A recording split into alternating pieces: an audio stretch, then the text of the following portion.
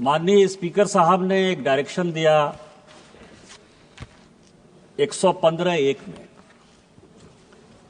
और ये कहा सभापति महोदय लीडर ऑफ द अपोजिशन को कि जब आप कोई चीज बोल रहे हैं तो उसको ऑथेंटिकेट करिए। और उनके 6 ऐसे पॉइंट हैं राष्ट्रपति अभिभाषण में जिसके समर्थन में मैं बोलने के लिए खड़ा हुआ हूं, जिसमें मुझे लगता है कि इस पूरे पार्लियामेंट का जो एक उद्देश्य है बनने का, जो कॉल एंड सगदर कहता है कि लीडर ऑफ द अपोजिशन वैसा होना चाहिए जिसको पार्लियामेंट्री स्किल के बारे में, रूल के बारे में, कंट्री के बारे में, देश के प्रधानमंत्री के बारे में, देश की स्वतंत्रता के बारे में, सॉवरेनिटी के बारे में पूरी जानकारी होनी चाहिए। और मैं बड़े ही दुखी मन से यह बात बोलने जा रहा हूं कि वर्षों बाद ये चौथा मेरा टर्म है। इस चौथे टर्म में मुझे पहली बार एक ऐसा लीडर ऑफ द अपोजिशन दिखाई दे रहा है जो दुनिया में भारत कैसे कमजोर हो, देश के कैसे टुकड़े हो, किस तरह की विदेशी ताकतों के साथ मिलकर यहां की सोसाइटी को बरगलाया जाए, गलत बयानी किया जाए। और इस पार्लियामेंट में 105 जो हमको मिला हुआ अधिकार आर्टिकल 105 में फ्री एंड फेयर डिस्कशन का, उस फोरम का मिसयूज करके पूरे देश को गुमराह किया जाए। इसीलिए आपके माध्यम से मेरा विपक्ष के नेता पर आरोप भी है और उनको चैलेंज भी है और आपसे आग्रह भी है सभापति महोदय कि मैं जितनी बातें कह रहा हूं उस सबको मैं ऑथेंटिकेट करूंगा। और यदि राहुल गांधी जी में, लीडर ऑफ द अपोजिशन में हिम्मत है तो वो सारी बातों को ऑथेंटिकेट करें, नहीं तो वो फ्लोर ऑफ द हाउस इस्तीफा दें। सबसे पहला सवाल, उन्होंने 6 ऐसे पॉइंट के, मैं 6 विषय पर जो है आपके सामने और पूरे देश को ये बताना चाहता हूं। सबसे पहले उन्होंने कहा कि this phone is not made in India, this phone is assembled in India. और ऐसे करके जो है उन्होंने फोन दिखाया सर, ये फोन ऐसे दिखाया सर। अब आप समझिए सर, अपने दिल से जानिए पराये दिल का हाल।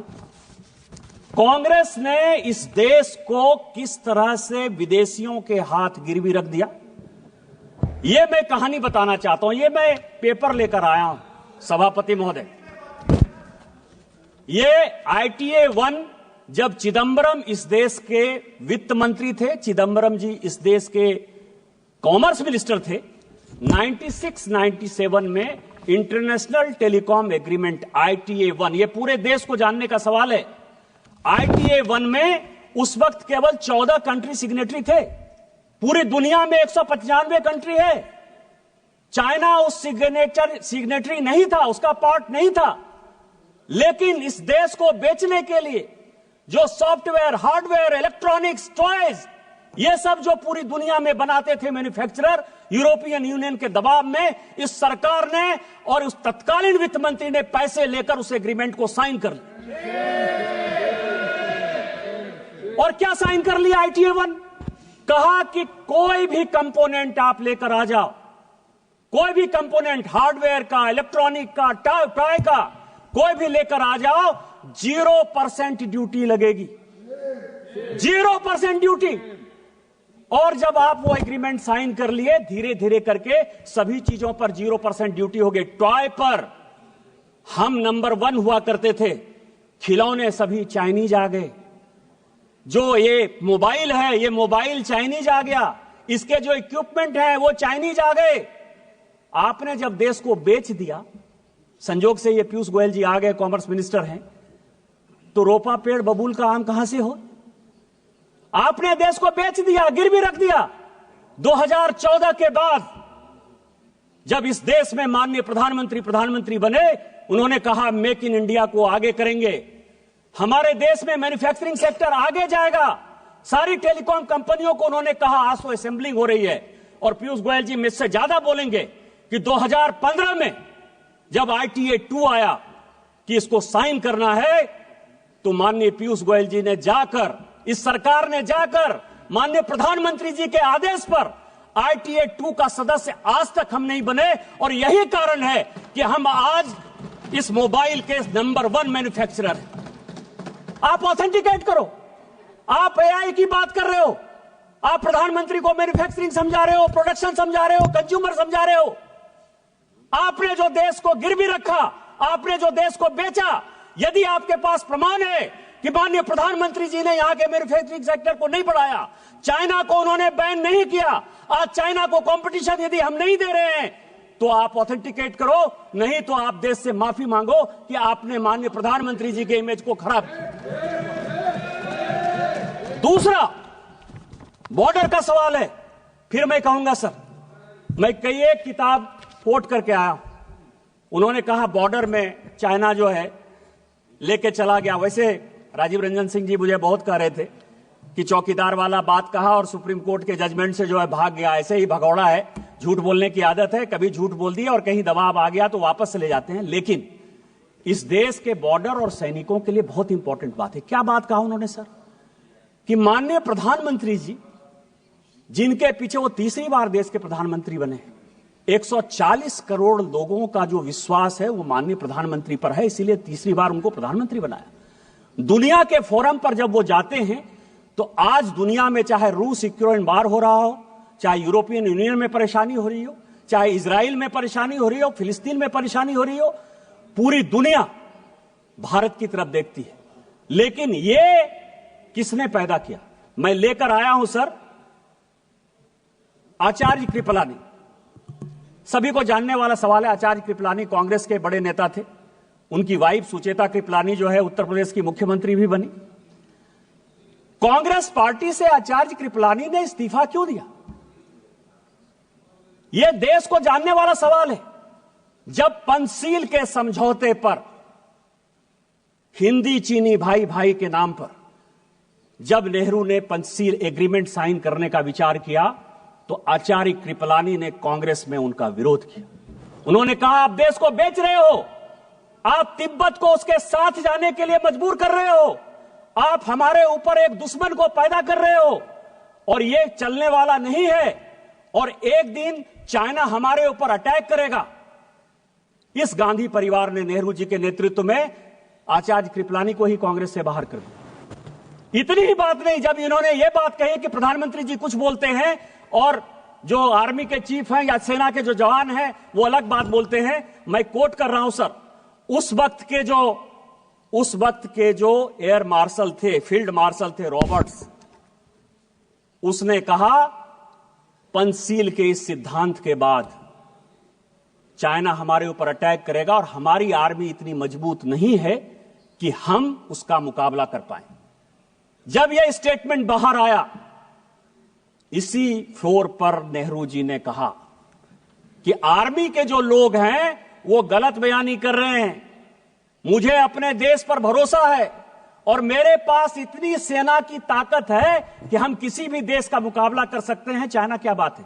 यह मैं उनका स्टेटमेंट 1960 का इसी फ्लोर ऑफ द हाउस पर जो है उन्होंने दिया है, उसको मैं कोट कर रहा हूं।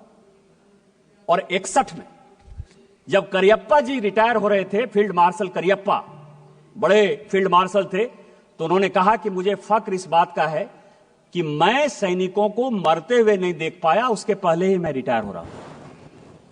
और जो 62 में हुआ यह पूरी दुनिया जानती।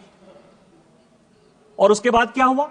लगातार हम चाइना के साथ बॉर्डर डिस्प्यूट में लगे हुए हैं। और मैं एक पेपर लेकर आया हूं सर कि 1981 में राहुल गांधी जी की दादी इंदिरा गांधी जी ने एक एग्रीमेंट साइन किया और उस एग्रीमेंट को साइन किया उस वक्त के चाइना के जो वित्त मंत्री थे, फॉरेन मिनिस्टर थे, आर्मी डिफेंस मिनिस्टर थे, हुआंग हुआ और इंदिरा गांधी के बीच में 1981 में समझौता हुआ। 1981 से लेकर 1987 तक जब इनके पिताजी भी बन गए इस देश के प्रधानमंत्री, 8 बार चाइना के साथ बायलैटरल हमने जमीन के लिए, बॉर्डर के लिए लगातार मीटिंग की, जो फेल हुआ। यदि चाइना ने नेहरू जी के समय जमीन नहीं लिया था तो इंदिरा गांधी ने वो कमेटी क्यों बनाई? राजीव गांधी ने वो कमेटी क्यों बनाई? 8 बार आपने उसकी 81 से लेकर 87 तक मीटिंग क्यों की? आप चाइना को पूरा का पूरा अक्साई चीन से लेकर पाकिस्तान जो आपने बनाया उस पर नहीं जाता। आपने सेना को घुसने दिया, आप लद्दाख तक पहुंच गए, आप अरुणाचल तक पहुंच गए, आपने तिब्बत को देकर हमारे माथे पर चाइना को बैठा दिया।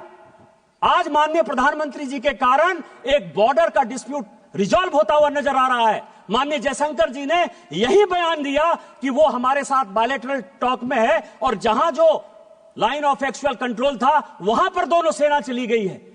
इस प्रधानमंत्री जी के जिस मजबूती के कारण चाइना आज पूरी दुनिया में परेशान नजर आ रहा है, आप जो है उस प्रधानमंत्री जी को प्रेज करने के बदले, पूरे देश में उनकी वाहवाही करने के बदले अपने चाहे नेहरू का समस्या हो, चाहे इंदिरा जी का समस्या हो, चाहे राजीव गांधी का समस्या हो, उस समस्या को जो है चूंकि आप रिजॉल्व नहीं कर पाए, आपने चाइना को माथे पर बैठा दिया। आज माननीय प्रधानमंत्री जी उसको रिजॉल्व कर देंगे तो आपका सारा विषय खत्म हो जाएगा, क्योंकि चाइना के साथ आपका एग्रीमेंट है। चाइनीज कम्युनिस्ट पार्टी के साथ कांग्रेस पार्टी ने क्या एग्रीमेंट किया है आज तक पूरी दुनिया को नहीं पता है। तो चाइना के एजेंट के तौर पर जो आप बैठे हुए हो, इस कारण से माननीय प्रधानमंत्री जी को बदनाम करने के लिए, देश को गुमराह करने के लिए बात कर रहे हो। आप on the floor of the house माफी मांगो और ऑथेंटिकेट करो इन चीजों को।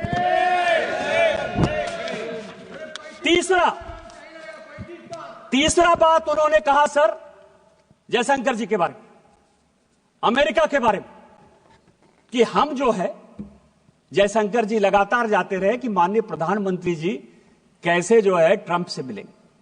आर्टिफिशियल इंटेलिजेंस की बात करते हो, कंप्यूटर की बात के 100वां साल जो है हम लोग अटल जी का बना रहे हैं। आपने अटल जी को भी कोट किया, मैं उनका बयान लेकर आ रहा हूं। उन्होंने क्या कहा सर? उन्होंने यह कहा कि कंप्यूटर का कोई बहुत बड़ा प्रभाव हमारे समाज में नहीं पड़ेगा। यही छोटा सा स्टेटमेंट है, यही उन्होंने भी कहा। फैक्ट है, कंप्यूटर का क्या इंपैक्ट पड़ा हमारे समाज में। आज अमेरिका में भी सॉफ्टवेयर में भारत के लोग ही तो मजबूत है ना, हमारा ही स्किल पावर जो है पूरी दुनिया में आगे है ना। यही बात तो कहा उन्होंने कि इससे रोजगार नहीं जाएगा, इससे रोजगार बढ़ेगा। आप उस मृतात्मा देश के ऐसे प्रधानमंत्री जिनके बारे में आज भी पूरी दुनिया गर्व करती है और हम गर्व करते हैं कि भारतीय जनता पार्टी के वो प्रधानमंत्री थे, आप उनको भी नहीं छोड़ते हो। आज आर्टिफिशियल इंटेलिजेंस की आप बात करते हो। माननीय प्रधानमंत्री जी जब फरवरी में जा रहे हैं, कंप्यूटर हमारे यहां सभापति महोदय 1987-88 में आया, अमेरिका में कंप्यूटर 1960 के दशक में आया, यूके में कंप्यूटर 1960 के दशक में आया। 30 साल बाद तो आप कंप्यूटर ला पाए। कोरोना के वैक्सीन में भी माननीय प्रधानमंत्री जी ने दुनिया को दिखाया कि हम दुनिया के साथ कंधे से कंधा मिलाकर वैक्सीन बना सकते हैं, और हमने बनाया। और आज आर्टिफिशियल इंटेलिजेंस पर भी माननीय प्रधानमंत्री जी ने पूरी दुनिया को दिखाया कि जितना आप आगे होने की बात करते हो उससे ज्यादा हम हैं। और अभी माननीय प्रधानमंत्री जी के कहने पर अश्विनी वैष्णव जी का आया है कि जो चाइना का डीप सेक है उसको हम 6 महीने के अंदर समाप्त कर देंगे और हम उससे बढ़िया आर्टिफिशियल इंटेलिजेंस बनाएंगे। डाटा हमारे पास है, मैन्युफैक्चरिंग हमारे पास है, बुद्धि हमारे पास है। लेकिन आप क्या कर रहे हो कि अमेरिका में जयशंकर जी गए। मैं 27 जनवरी, पूरे हाउस के जानकारी के लिए, 27 जनवरी 2025 व्हाइट हाउस का जो स्टेटमेंट है वो पढ़ देना चाहता हूं। वो कहते हैं कि अमेरिका के राष्ट्रपति ने भारत के प्रधानमंत्री से बात की। व्हाइट हाउस का स्टेटमेंट है, देश का स्टेटमेंट नहीं है। और वो ये कहते हैं कि हम भारत के प्रधानमंत्री के साथ अच्छे रिलेशन रखना चाहते हैं। हमने उनको इनवाइट किया। यदि जयशंकर जी ने यह काम किया होता तो क्या व्हाइट हाउस पर भी भारत सरकार का इतना अधिकार है कि जो चाहे स्टेटमेंट दे दे? और यदि यह अधिकार जयशंकर जी और माननीय प्रधानमंत्री जी के कारण व्हाइट हाउस में भी है, तो इस देश को गर्व करना चाहिए कि हमने व्हाइट हाउस को भी कंट्रोल कर लिया। लेकिन फिर मैं कहूंगा समस्या कहां है? समस्या यह है सर कि अमेरिका में इनके पूरे परिवार के साथ रिलेशन खराब रहा। मैं अभी सीआईए की रिपोर्ट देख रहा था, 1971 की, 1972 की, 1973 की। वो ये कह रहा है कि भारत की इकोनॉमी रसातल में जा रही है।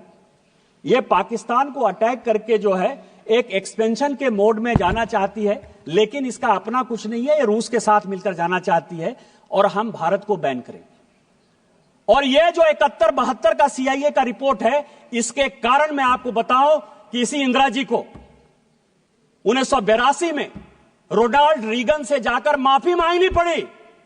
आप उस परिवार के आदमी हो, वो देश के प्रधानमंत्री। मैं नहीं बोलना चाहता था, मुंह नहीं खोलवाना चाहता था मैं, लेकिन 1982 में इंदिरा जी ने अमेरिका जाकर रोनाल्ड रीगन से माफी मांगी कि जो हो गया सो हो गया, हमको माफ कर दीजिए। और हम देश को, एक वो देश था और आज माननीय प्रधानमंत्री जी के नेतृत्व में यह देश है कि ट्रंप खुद से फोन करते हैं और ट्रंप व्हाइट हाउस में पूरा बताते हैं कि हमने उनको बुलाया है, हम उनके साथ अच्छा रिलेशन रखना चाहते हैं।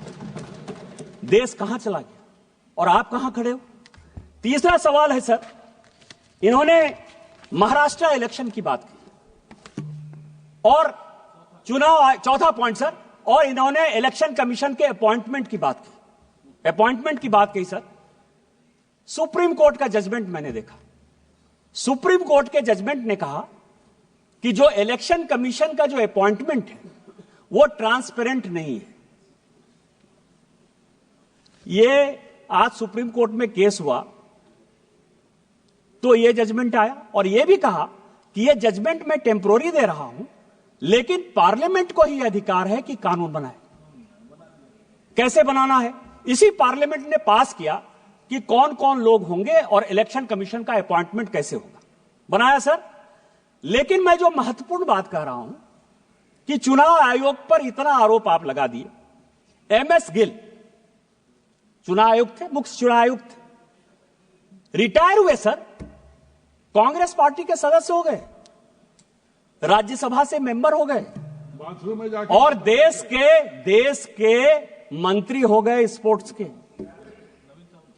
नवीन चावला सर, नवीन चावला, अब उनको मैं श्रद्धांजलि देता हूं, अभी उनकी डेथ हुई, लेकिन पूरी दुनिया जानती है कि जो विदेशी लॉबी है, मदर टेरेसा पर बहुत अच्छा बुक लिखा उन्होंने सर, और जो वो लॉबी सोरेस के साथ जो लॉबी गांधी परिवार को मदद करती है और जो इसके टुकड़े टुकड़े करना चाहती है, उस लॉबी के सबसे बड़े समर्थक थे।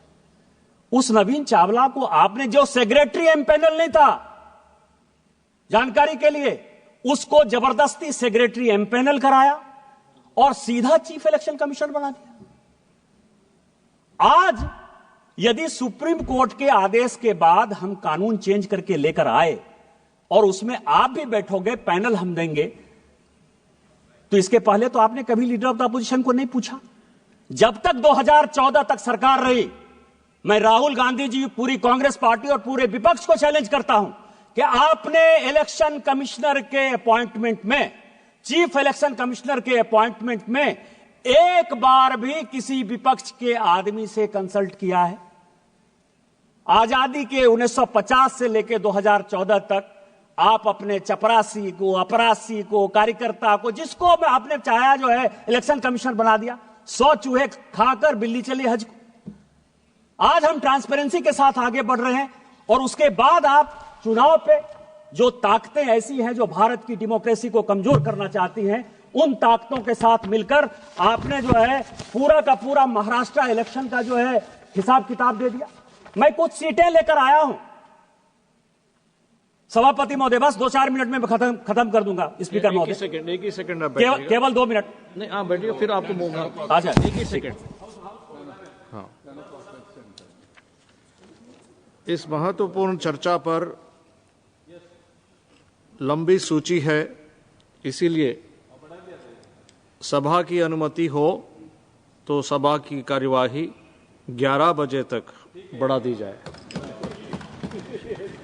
बोलिए सभापति महोदय, महाराष्ट्र इलेक्शन में सभी ईवीएम पर आ जाइए, ईवीएम पर आ जाइए। ईवीएम किसने लाया? हम लेकर आए ईवीएम। मैं जब 2009 में पहली बार सांसद बना तो ईवीएम से ही जीत कर आया। आपकी सरकार बन गई ईवीएम, इसका मतलब कि आप चोरी कर देते ईवीएम में? आप बताओ देश को कि ईवीएम जो है मैनिपुलेट होता है। नवीन चावला के माध्यम से हमने मैनिपुलेट कर लिया, MS गिल के माध्यम से हमने मैनिपुलेट कर लिया।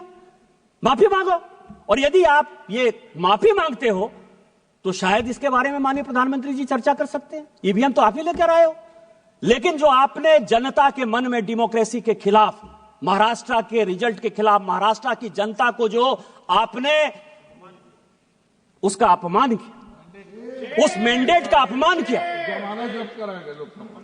उसका कौन हिसाब किताब देगा? मैं केवल कुछ सीटें पढ़ना चाहता हूं सभापति महोदय। अकोला वेस्ट 18,000 वोट पड़ा, ठीक है, आपकी बात मैंने मान लिया। 1,000 से लेके 70,000 तक वोट जो है किसी किसी विधानसभा में बढ़ा है। अकोला वेस्ट 18,000 वोट बढ़ा, जीती कौन? कांग्रेस।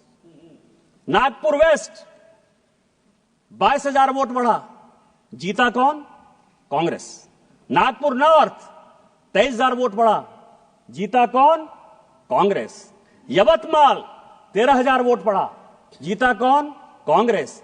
मालेगांव 40,000 वोट बढ़ा, जीते कौन? ओवैसी साहब की पार्टी।